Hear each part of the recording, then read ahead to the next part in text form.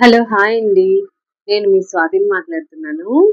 ఈరోజు మా ఇంట్లో వచ్చేసి నైట్ నంచుకోవడానికి అన్నంలోకండి అప్పడాలు, అలాగే చల్ల మిరపకాయలు. అదే చల్ల మిరపకాయలు తెలంగాణలో వచ్చేసి చల్ల మిరపకాయలంటాము. అదే ఆంధ్రాలో రాయలసీమలో అయితే గనక మేము పిలుచుకునేది వచ్చేసి మజ్జిగలో ఊరేసిన మిరపకాయలు. అదే అండి మజ్జిగ మిరపకాయలు కూడా అంటారు. ఒక్కొక్క ప్రాంతంలో ఒక్కొక్కలాగా తెలంగాణలో వచ్చేసి చల్ల మిరపకాయలు. అదే ఆంధ్రాలో రాయలసీమలో అయితే గనక మజ్జిగలో ఊరేసిన మిరపకాయలు. మా తమ్ముడికైతే చాలా చాలా ఇష్టం. అలాగే మా ఆయనకి చాలా ఇష్టం. అంటే నేను తిననని కాదండోయ్! నేనైతే చల్లనే తింటాను. ఉట్టివే తింటాను. అంత ఇష్టం. అలాగే మీ భాషలో మీ ఊర్లో ఏమంటారో మీకు కింద కామెంట్‌లో పెట్టేయండి. అలాగే వీడియో నచ్చితే గనుక షార్ట్స్‌లో ఒక like and share and subscribe చేయండి ప్లీజ్ ఫ్రెండ్స్. ఓకేనా? మర్చిపోవద్దండి. ఏంటి? మర్చిపోవద్దు.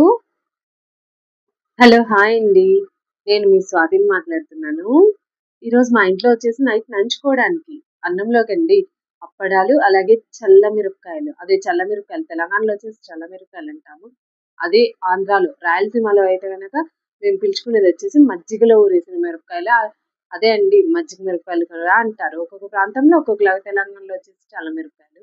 అదే ఆంధ్రాలో రాయలసీమలో అయితే గనక మజ్జిగలో ఊరేసిన మిరపకాయలు. మా తమ్ముడికైతే చాలా చాలా ఇష్టం. అలాగే మా ఆయనకి చాలా ఇష్టం.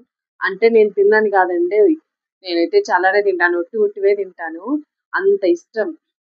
అలాగే మీ భాషలో మీ ఊర్లో ఏమంటారో మీకు కింద కామెంట్‌లో పెట్టేయండి.